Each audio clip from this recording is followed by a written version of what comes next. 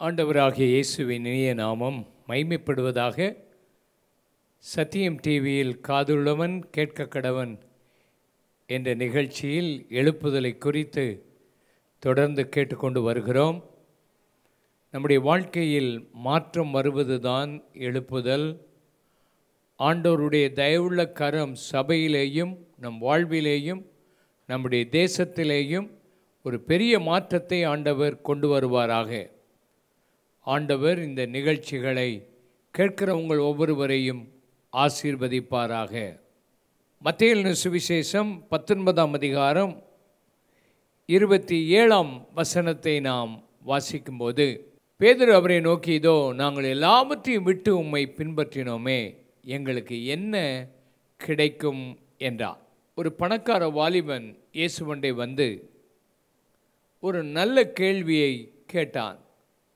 நான் நித்திய ஜீவனை சுதந்தரிக்க வேண்டும், நல்ல போதகரே என்று அவரிடத்தில் வந்தார்.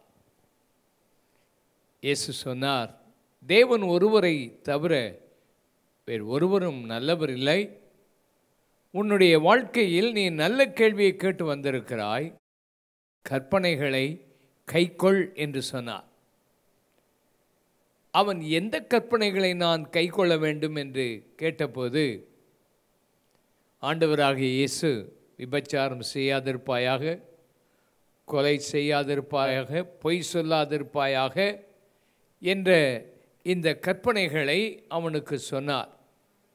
அவன் சொன்னான், இதையெல்லாம் என் சிறு வயது முதற்கொண்டே நான் கை கொண்டு வருகிறேன் என்று அவன் சொன்னான். கற்பனைகளை குறித்து நாம் படிக்கும்போது, முதலாவது ஆண்டவருடைய நாமத்தை பற்றியும் ஒரே தெய்வம் என்பதை பற்றியும் ஆண்டவருக்கு அடுத்த காரியங்களை பற்றி சொல்லப்பட்டிருக்கிற கற்பனைகளை பார்க்கிறோம். முதலாவது தேவனை நாம் நேசிக்க வேண்டும், தேவனுக்கு கீழ்ப்படிய வேண்டும். அதற்கு கீழே மனுஷர்களுக்கு செய்ய வேண்டிய காரியங்கள், மனுஷரிடத்தில் அன்பு கூற வேண்டும், தேவனிடத்தில் அன்பு கூற வேண்டும். நம்முடைய வாழ்க்கையில் முதலாவது நம்முடைய தேவனிடத்தில் முழு இருதயத்தோடும் முழு ஆத்மாவோடும் முழு மனதோடும் அவரிடத்தில் அன்பு கூற வேண்டும் என்ற வசனத்தை இங்கே பார்க்கிறோம். ரெண்டாவது, நீ பிறரை உன்னை போல நேசிக்க வேண்டும். பிறரிடத்தில் பொய் சொல்லுவதோ, பிறருக்கு தவறு செய்கிற விபச்சாரமோ, கொலை செய்கிற பயங்கரமான குற்றங்களோ உன் வாழ்க்கையில் நீ இருக்கக்கூடாது என்பதை ஆண்டவர் தெளிவாய் போதிக்கிறார். இந்த பணக்கார வாலிபன் இவைகளையெல்லாம் நான் செய்து வந்திருக்கிறேன் என்று அவன் சொல்லுகிறதை பார்க்கிறோம். இன்னும் ஏதாவது என்னிடத்தில் குறை உண்டோ என்று கேட்கிறான். அவன் தன்னை நீதிமானாகவும் தான் ஒரு நல்லவனாகவும் ஒரு நல்ல கேள்வியை கேட்கிறவனாகவும் இயேசுவண்டை வருகிறான். இன்றைக்கு அநேகருடைய வாழ்க்கையில் உலகத்தில் ஏராளமான மக்கள் நல்லவர்களைப் போலத்தான் இருக்கிறதை பார்க்கிறோம். அவர்களுடைய பேச்சு, அவர்களுடைய நடை, அவர்கள் செய்கிற செயல்கள் சில நேரங்களில் நல்லவர்களைப் போல காட்சி அளிக்கிறது. உலகத்தில் மகா மோசமான ஆட்களும் இருக்கிறார்கள். பயங்கரமான பாவங்களை செய்து கொலை வெறி பயங்கரமாக வாழ்க்கையில் பிசாசு பிடித்த கொலை வெறி போன்ற மிருக குணமுள்ள மக்களையும் நாம் பார்க்கிறோம். ஆனால் ஆண்டவராகிய இயேசு கிறிஸ்து இவனுடைய வாழ்க்கையில் இவன் எதன் மேலே ஆசை வைத்திருக்கிறான், தன்னுடைய இருதயத்தை எதன் மேலே வைத்திருக்கிறான் என்பதை கண்டுபிடித்து அவனை பார்த்து சொன்னார், உனக்குண்டான எல்லாவற்றையும் விட்டு நீ பூர்ண சற்குணனாய் இருக்க விரும்பினால் இந்த கற்பனைகளெல்லாம் கை கொண்ட நல்ல குணம் உடையவன்தான். ஆனால் அதைவிட இன்னும் பூரணமாய் நீ இருக்க விரும்பினால் உனக்குண்டான எல்லாவற்றையும் விற்று தரித்திரருக்கு கொடுத்துட்டு என்னை பின்பற்றி வா என்று ஆண்டவர் அவனை பார்த்து சொன்னார். அந்த வார்த்தையை அவன் கேட்டவுடனே துக்கமுகமாய் அவன் இயேசுவை விட்டு போய்விட்டான். ஆண்டவராகிய இயேசு எல்லாரையும் பார்த்து உன் சொத்துக்களையெல்லாம் வித்துருங்க, தரித்திரருக்கு கொடுத்து விடுங்கள் என்று அவர் சொல்லவில்லை. இவனுடைய வாழ்க்கையில், இவனுடைய இருதயத்தில் தேவனை தவிர இந்த உலக பொருட்களுக்கும் உலகத்துக்கும் தன்னுடைய வாழ்க்கையை முற்றிலுமாக ஒப்பு கொடுத்திருந்தான். ஆண்டவர் அவனிடத்தில் அன்பு கூர்ந்து அவனை பார்த்து, இந்த காரியத்தை செய், நித்திய ஜீவனை சுதந்திரித்து கொள்ளலாம் என்று அவனோடு கூட பேசின போது அவன் அதை ஏற்றுக்கொள்ளாமல் போய்விட்டான். ஆண்டவராகிய இயேசு சிலுவையின் வழி பாதையை சொல்லி போனார். சிலுவையை குறித்த உபதேசம் கெட்டுப்போகிறவர்களுக்கு பைத்தியமாயிருக்கிறது. கிறிஸ்தவ சபைகளிலேயும் ஏன் எழுப்புதல் இல்லை? கிறிஸ்தவர்களுக்குள்ளே ஏன் எழுப்புதல் இல்லை? வெஸ்டர்ன் கண்ட்ரீஸில் உள்ள சில ஊழியர்களை கடந்த நாள் நான் சந்தித்தேன். அவர்கள் தங்கள் நாடுகளிலே உள்ள சபை நிலையை குறித்து வேதனைப்பட்டு சபையிலே எழுப்புதல் இல்லை என்று அவர்கள் சொல்லிக் கொண்டிருந்த போது, அவர்கள் ஆராதிக்கிற மெட்டீரியலிசம், உலகப் பொருள், சம்பாத்தியம், சொத்து, பணம், பொருள் இவைகளையே நம்பி இருக்கிறதுனால அவர்கள் அந்த எழுப்புதலை காண முடியவில்லை. இந்திய சபைகளிலே, ஆசிய நாடுகளிலே உள்ள மக்கள் சபைக்கு வரும்போது அவர்களும் தேவைகளுக்காகத்தான் அதிகமாய் சபைக்கு வருவதனாலே தேவை ஒன்றை மாத்திரமே மனதில் வைத்து தங்களுக்கு பல தேவைகள் உண்டு என்று சொல்லி அதற்காக மாத்திரமே வருகிறதை பார்க்கிறோம். இதனாலே எழுப்புதல் இல்லை.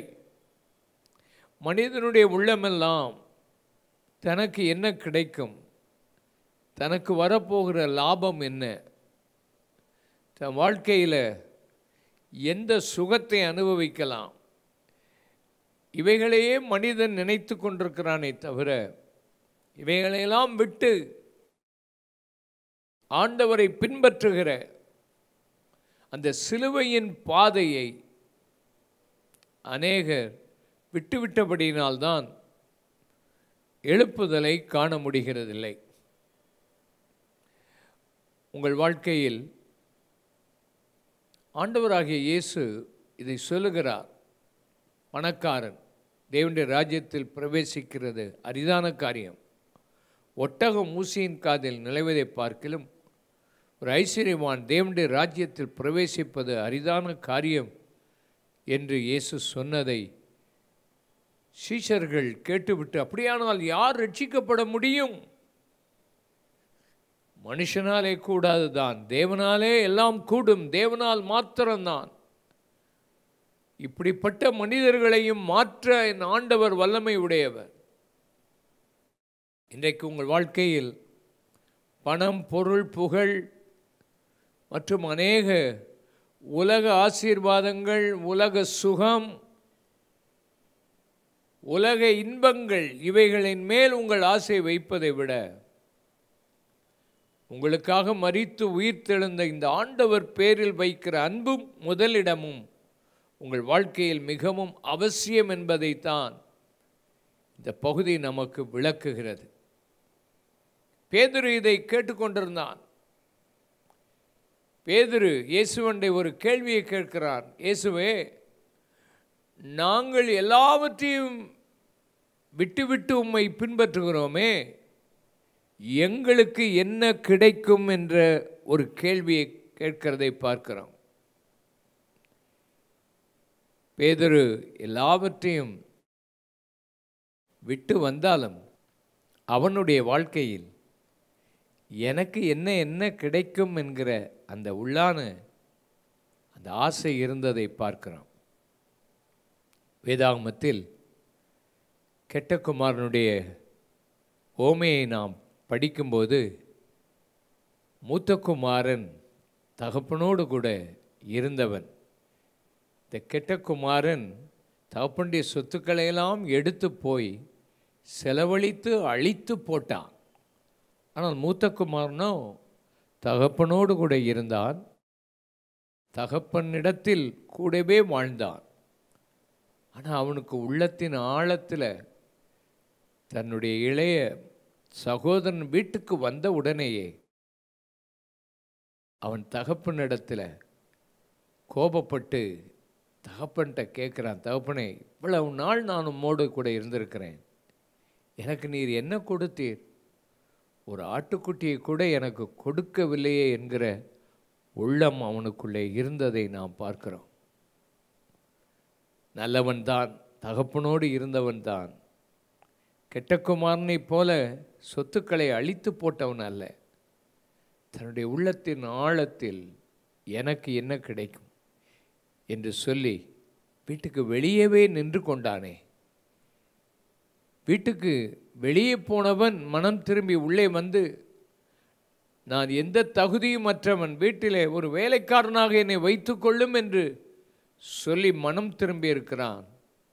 நல்லவனாக இருந்தவன் தனக்குள்ளே தனக்கு என்ன கிடைக்கும் என்கிற எண்ணத்தோடு வாழ்ந்து கொண்டிருக்கிறதை பார்க்கிறோம். இன்றைக்கு நம்முடைய வாழ்க்கையில் நம்முடைய தேவைகள் சந்திக்கப்படுவது தவறானதல்ல. உள்ளத்தின் ஆழத்தில் ஏன் இன்னும் என் ஜெபம் கேட்கல, இன்னும் ஏன் நான் கேட்டது இன்னும் வரல, ஆண்டவர் ஏன் அதை எனக்கு செய்யலை, என் விருப்பம் நடக்கலையே என்று வேதனைப்படுகிற மக்கள் ஏராளம் ஏராளம் ஏராளம். ஆண்டவராகிய இயேசு பேதுருவை பார்த்து சொன்னார், பேதுருவே, நீங்கள் தேவனுடைய ராஜ்யத்தில் வரும்போது நீங்கள் சிங்காசனங்களில் உட்காருவீர்கள், நீங்கள் நியாயம் தீர்க்கிற அதிகாரம் உங்களுக்கு உண்டு. என் நிமித்தமாக வீட்டையாவது நிலங்களையாவது சகோதரர்களையாவது சகோதரிகளையாவது பிள்ளைகளையாவது விட்டவன் இம்மையிலும் மறுமையிலும் உபத்திரவங்களோடு கூட நூறத்தனையாய் அவன் ஆசீர்வாதம் பெறுவான் என்று அவனுக்கு சொன்னார். ஆண்டவருக்காக அவருடைய நாமத்தின் நிமித்தம் இந்த சிலுவையின் பாதையாகிய எல்லாவற்றையும் விட்டு வரும்போது ஆண்டவர் நூறத்தனையாய் ஆசீர்வதிப்பேன் என்று ஆண்டவர் சொல்லுகிறார். சகோதர சகோதரிகள் உங்களை வெறுப்பார்கள், பெற்றோர்கள் உங்களை வெறுப்பார்கள். இயேசுவை பின்பற்றும் போது உங்கள் வீடுகளில் நிலங்கள் கொடுக்க மாட்டார்கள், சொத்துக்களை கொடுக்க மாட்டார்கள், அவமதிக்கப்படுவீர்கள். நீ ஆண்டவரை ஏற்றுக்கொண்டாய், உனக்கு ஒன்றும் கிடையாது என்று சொல்லி உன்னை தள்ளிவிடுவார்கள், ஒதுக்கி விடுவார்கள். ஆண்டவர் சொல்கிறார், என் நாமத்தின் நிமித்தம் உனக்கு இந்த சிலுவையின் பாதையை நீ பின்பற்றினால் உனக்கு ஆண்டவர் இம்மையிலும் மறுமையிலும் அவர் உன்னை ஆசீர்வதிப்பார். ஆண்டவருக்காக ஒருவன் கொடுத்தால் ஆண்டவர் அவனை ஆசீர்வதிப்பார். பல மடங்கு, 100 மடங்கு அவனை ஆண்டவர் ஆசீர்வதிக்கிறதை காண முடியும். ஆனால் உன் வாழ்க்கையில் எனக்கு என்ன கிடைக்கும் என்று நீ உன் உள்ளத்தின் உள்நோக்கத்தில் நீ அது இருக்கக்கூடாது. இருளில் மறைந்திருக்கிற காரியங்கள், இருதயத்தின் யோசனைகளை கடைசி நாள் தான் ஆண்டவர் வெளிப்படுத்துவார். அதுவரைக்கும் நாம் யாரையும் ஒன்றும் சொல்ல முடியாது. இருளான வாழ்க்கையில் நீங்கள் என்ன வைத்திருக்கிறீர்கள்? இருதயத்தின் அந்தரங்க யோசனைகள் எப்படிப்பட்டவைகள்? இன்றைக்கு என்ன நோக்கத்தோடு நீங்கள் இயேசுவை பின்பற்றுகிறீர்கள்? என் வாழ்க்கையில் இயேசுவுக்காக ஊழியம் செய்ய வந்தபோது ஆண்டவர் சன்னிதானத்தில் கண்ணீரோடு நான் அவரிடத்தில் சொன்னது எனக்கு ஞாபகம் இருக்கிறது. ஆண்டவரே, உலகத்தின் எந்த இடத்துக்கு என்னை அனுப்பினாலும் சரி, எனக்கு குடிக்க கஞ்சி இல்லாமல் போனாலும் சரி, ஒன்றுமே இல்லாமல் போனாலும் பரவாயில்ல ஆண்டவரே, உமக்கு ஊழியம் செய்வேன் என்று சொல்லி விசுவாசத்தோடு எல்லாவற்றையும் விட்டு தனியாக ஆண்டவருடைய சன்னிதானத்தில் விசுவாசத்தோடு வந்தேன். ஆண்டவர் ஒரு நாளும் கைவிடவே இல்லை. அவரை விசுவாசித்து உண்மையாய் அவரை பின்பற்ற நம்மை ஒப்பு கொடுக்கும்போது அவர் நம்மை பல மடங்கு உயர்த்தவும் ஆசீர்வதிக்கவும் வல்லமையுள்ள தேவன். உங்களுடைய வாழ்க்கையில் கற்பனைகளை கைக்கொள்ளுங்கள். உங்கள் வாழ்க்கையில் ஆண்டவரை 100% நேசிக்கிற ஒரு இருதயத்தை பெற்றுக்கொள்ளுங்கள். உங்களுடைய இருதயத்தின் ஆழத்தில் என்ன எனக்கு கிடைக்கும் என்ற லாப நோக்கத்தோடு அவரை பின்பற்றாமல், என்ன வந்தாலும் ஆண்டவரே அது உம்முடையது, உமக்குரியது என்று சொல்லி சிம்பிளாக நீங்கள் அவரை பின்பற்றும் போது எழுப்புதலை நீங்கள் காண முடியும். மத்தேயு 20ஆம் அதிகாரத்தை வாசிக்கும்போது இயேசு அதற்கென்றே ஒரு ஓமையை சொல்லுகிறார். திராட்சைத் தோட்டத்துக்கு வேலையாட்களை அனுப்ப எஜமான் வேலையாட்களை தேடி போகிறார். இதற்கு இடையில் முந்தினோர் பிந்தினோராக மாறுவார்கள், பிந்தினோர் முந்தினோராய் மாறுவார்கள் என்ற வசனத்தையும் நாம் பார்க்கிறோம். ஆண்டவருக்காக நீ எதையாவது விட்டு ஆண்டவருக்காக 100% வாழும்போது நீ முந்தினவனாக மாறுவாய். உலகத்துக்காகவும் பணத்துக்காகவும் பொருளுக்காகவும் புகழுக்காகவும் வாழுகிறவன் பிந்தி போய்விடுகிறான். திராட்சை தோட்டத்துக்கு வேலையாட்களை தேடி எஜமான் போகும்போது அதிகாலையில் புறப்பட்டு போய் வேலையாட்களை திராட்சை தோட்டத்துக்கு அழைக்கும்போது திராட்சை தோட்டத்தில் வேலை செய்ய கூலி பேசுகிறார்கள். கடைசியில் ஒரு பணத்துக்கு சம்மதித்து கூலி ஒத்துக்கொண்டு போகிறார். எஜமானிடத்தில் அந்த அதிகாலையில் வந்தவர்கள் 5 பணமாவது கேட்டிருப்பார்கள். எஜமான் சொல்லியிருப்பார், இல்லை என்னால் கொடுக்க முடியாது, 1 பணம்தான் கொடுக்க முடியும். அவர்கள் கடைசியில் சம்மதித்து அந்த கூலிக்காக வேலை செய்ய போகிறதை நாம் பார்க்கிறோம். அப்படியே 3ஆம் மணி வேளையில், 6ஆம் மணி வேளையில், 9ஆம் மணி வேளையில், 11ஆம் மணி வேளையில், அப்படியானால் அதிகாலையிலிருந்து போன வேலையாட்கள் 5 விதமான கூட்டத்தை நாம் அங்கே பார்க்கிறோம். இந்த 5 விதமான கூட்டத்திலையும் எஜமான் இந்த கூலிக்காக வேலைக்கு பேசி போனவர்கள் வேலையை முடிக்கலை. சாயந்தரத்துக்குள்ளே வேலை முடியணும். எங்கே நீங்கள் பார்த்தீங்கன்னா சம்பளத்துக்காக ஊழியம் செய்கிற ஆட்களை நீங்கள் பார்த்தீங்கன்னா அந்த வேலையை முடிக்கிறதற்கு அவர்களுக்கு முடியலை. சம்பளம் இல்லாமல் ஊழியம் செய்கிற ஆட்களை பார்க்குறேன். அவங்க வாலண்டியராக வந்து ஊழியம் செய்கிற பார்க்குறேன். அவங்க அந்த வேலையை முடிக்கணும், ஆண்டவருக்காக எதையாவது செய்யணும், இன்னும் வேலை இருந்தால் கொடுங்க அப்படின்னு கேட்குற சில ஆட்களை நான் பார்க்குறேன். ஆச்சரியமாக இருக்கும். வாழ்க்கையில் அன்போடு கூட ஆண்டவருக்கு ஊழியம் செய்யணும். எதை எதிர்பார்க்காம கர்த்தருக்காக சேவை செய்கிற மக்களைத்தான் ஆண்டவர் எதிர்பார்க்கிறார்.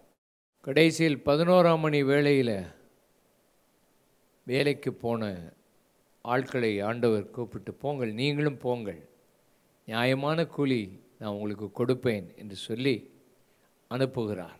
அவர்கள் போய் 1 மணி நேரம்தான் வேலை செய்தார்கள். ஊக்கமாய் வேலையை செய்து வேலை முடிந்தது.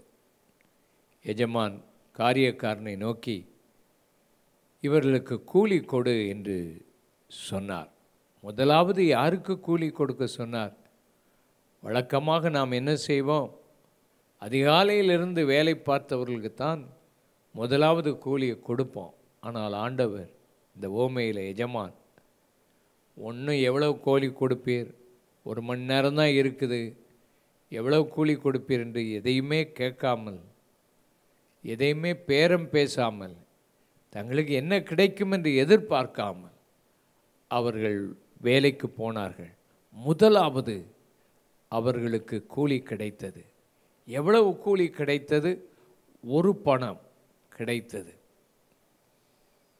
தாராளமாய் ஆண்டவர் 1 மணி நேரம் வேலை செய்தவர்களுக்கு தாராளமாய் கொடுத்தார்.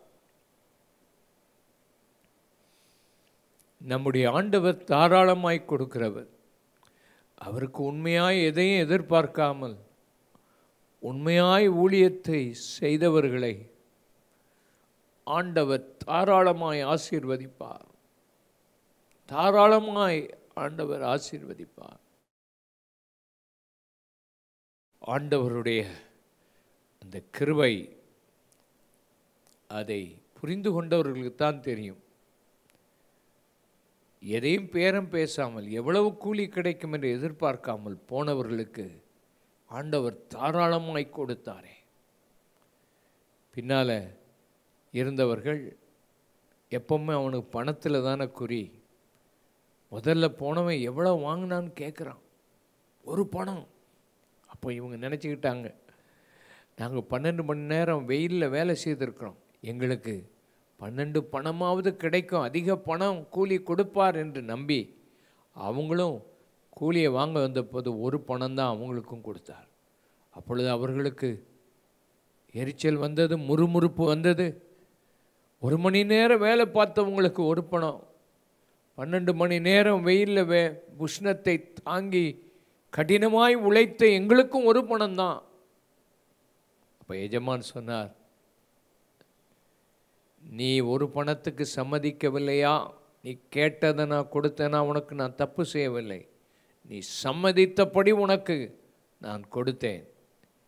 அவர்களுக்கு நான் 1 பணம் கொடுப்பது அது என்னுடைய இஷ்டம், என்னுடைய தயவு அது என்று சொன்னதை நாம் பார்க்கிறோம். அப்படித்தான் ஆண்டவருடைய ஊழியத்தில் எதையும் எதிர்பார்க்காமல், கர்த்தருக்கு நான் இதை செய்கிறேன் என்று சொல்லி உண்மையாய் சந்தோஷமாய் நிறைவாய் செய்யும்போது ஆண்டவருடைய ஆசீர்வாதத்தை காண முடியும். முறுமுறுக்காமல் எல்லாவற்றுக்காகவும் கர்த்தரை ஸ்தோத்திரம் பண்ணி, இந்த விஷயத்தில் யாரெல்லாம் உண்மையாய் ஆண்டவருக்கு ஊழியம் செய்கிறாங்களோ, எந்த விசுவாசியானாலும் சரி, ஆண்டவர் மேலே உள்ள அன்பினால் அவரை சேவிக்கும்போது அவர்களை ஆண்டவர் கைவிட மாட்டார். உங்கள் வாழ்க்கையில் இந்த ஆண்டவரை நோக்கி பார்க்கும்போது அவர் உங்கள் தேவையெல்லாம் எதையும் எதிர்பார்க்காமல் இருக்கிற உங்களை அபரீதமாய் ஆசீர்வதிப்பார் என்பதில் சந்தேகமே இல்லை. ஆண்டவருக்காக ஊழியம் செய்ய இன்றைக்கு அநேகர் வருவதில்லை. கர்த்தருடைய ஊழியத்துக்காக ஒப்பு கொடுக்கிறவர்கள் வெகு சிலர் தான். நல்ல வேலைகளை விட்டு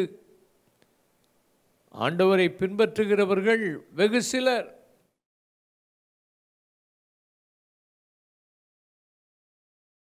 இன்றைக்கு பிள்ளைகளை ஊழியத்துக்கு ஒப்பு கொடுக்கிறவர்கள் வெகு சிலர். எத்தனையோ பிள்ளைகள் இருக்கிறாங்க, அந்த பிள்ளைகளை ஊழியத்துக்குன்னு ஒப்பு கொடுத்து அனுப்புகிற தாய்மார்கள், தகப்பன்மார்கள் தேவை. ஆண்டவர் அவர்களை ஆசீர்வதிப்பார். பிள்ளைகளை நல்லா படிக்க வைத்து நல்ல ஊழியத்துக்கு அவர்களை உற்சாகப்படுத்தி விடும்போது கர்த்தர் அவர்களை கைவிட மாட்டார். என் வாழ்க்கையில் என் தாயார் என்னை 9 வயதாக இருக்கும்போதே ஊழியத்துக்கு அர்ப்பணித்தார்கள். அவருடைய வாழ்க்கையில் பிற்காலத்தில் நான் படித்து முடிக்கும்போது ஊழியத்துக்கு என்னை உற்சாகப்படுத்தினார்கள். வேலைக்கு போவதற்கு வாய்ப்புகள் இருந்தது, சம்பாதித்து கொடுப்பதற்கு வாய்ப்புகள் இருந்தது. ஆனால் ஒன்றையும் எதிர்பார்க்காமல் ஊழியத்துக்கு பணம் செலவழித்து படிக்க வைத்து அனுப்பி வைத்தார். இன்றைக்கும் ஊழியத்துக்கு, இன்றைக்கு இந்த வார்த்தைகளை கேட்டுக்கொண்டிருக்கிற குடும்பங்களில் ஊழியத்துக்கு ஒப்பு கொடுக்க பிள்ளைகளை அனுப்பி வையுங்கள். எதையும் எதிர்பார்க்காமல் அனுப்பி வையுங்கள்.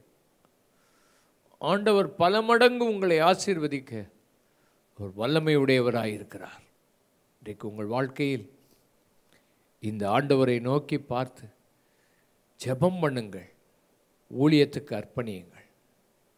பிந்தி அந்த வசனங்களை வாசித்து பார்க்கும்போது இயேசு தான் பரியாசம் பண்ணப்பட்டு கொலையுண்டு மரிக்கப் போகிறேன் என்று அவர் சொல்லுகிறார், தாராளமாய் சொல்லுகிறார். சிலுவையின் பாதை, எருசலேமுக்கு நான் போகிறேன், அடிக்கப்பட போகிறேன், பரியாசம் பண்ணப்பட போகிறேன். சிலுவையின் பாதையை பற்றி பேசுகிறார். சீஷர்கள் அதை குறித்து கவலையே படலை. யாக்கோபின் யோவானின் தாயார் இயேசுவண்டை வந்து கேட்குறாங்க, என் பிள்ளைகளுக்கு உம் வலது பக்கத்திலும் இடது பக்கத்திலும் நீர் உம்முடைய ராஜ்யத்தில் வரும்போது இடம் கொடுப்பீரா? சிலுவையின் பாதையை தேடலை, பதவியை தேடுகிறார்கள். எங்கே உட்காரணும்? ஆண்டவர் சொல்லுகிறார், அது எனக்கு அடுத்ததில்லை, அது பிதாவுக்குரியது. நான் குடிக்கும் பாத்திரத்தில் நீங்கள் குடிப்பீர்களா? நான் பெரும் ஸ்நானத்தை பெறுவீர்களா? 3 விதமான ஸ்நானம். ஒன்று ஞான ஸ்நானம், தண்ணீரில் மூழ்குவது. 2வது பரிசுத்த ஆவியின் அபிஷேகத்தில் ஸ்நானம் பெறுவது. 3வது த பேப்டிசம் ஆஃப் சஃபரிங், பாடுகள், கஷ்டங்களை நீங்கள் அனுபவிப்பீர்களா? ஓ, செய்வோம். ஆனால் அந்த காரியம், இதை மற்ற சீஷர்கள் கேட்டபோது இவங்க பேரில் எரிச்சல் ஆகுறாங்க. இயேசு அவர்களை கிட்டத்தில் வரவழைத்து, புறஜாதிகள் தான் இப்படி அதிகாரம் செலுத்தி இருமாப்பாக இருப்பார்கள், உங்களுக்குள்ள இந்த ஆவி இருக்கக்கூடாது. உங்களில் முதன்மையாக இருக்கணும்னு விரும்புகிறவன் கடைசியானவனாக இருக்கணும். உங்களை பெரியவனாக இருக்கிற விரும்புகிறவன் ஊழியக்காரனாக மாறணும். சிலுவையின் பாதை, மனுஷகுமாரனும் ஊழியம் கொள்ளும்படி வராமல் ஊழியம் செய்யவும் அநேகரை மீட்கும் பொருளாய் தன் சொந்த ஜீவனையும் கொடுக்க வந்தார். ஆண்டவராகிய இயேசு கிறிஸ்து ஒரு நல்ல மாதிரியை வைத்திருக்கிறார். எதையும் எதிர்பார்க்காமல் கர்த்தரை சேவிப்போம். எனக்கு என்ன கிடைக்கும் என்று எதிர்பார்க்காமல் ஆண்டவருக்காக ஊழியம் செய்வோம். சிலுவையின் பாதையை தெரிந்து கொள்வோம். நம்முடைய தெய்வத்தை நேசிப்பதில் முதலிடம் கொடுத்து எல்லாரையும் நேசிப்பதற்குரிய இருதயத்தையும் அன்பையும் பெற்றுக்கொள்வோம். ஆண்டவர் எழுப்புதலை அனுப்புவார். ஆண்டவர் இந்த வார்த்தைகளை ஆசீர்வதித்து உங்களோடு கூட பேசுவாராக. ஆமென். ஆண்டவரே, இந்த வார்த்தைகளை ஆசீர்வதியும், பிள்ளைகளை பலப்படுத்தும், இதன்படி வாழ எங்களுக்கு உதவி செய்யும். உம்மை தவிர வேறொரு விருப்பம் எங்களுக்கு வேண்டாம். உம்மையே நேசிக்க, உமக்காகவே நாங்கள் எல்லாவற்றையும் விட்டு பின்பற்ற உதவி செய்யும். இயேசுவின் நாமத்தில் பிதாவே, ஆமென்.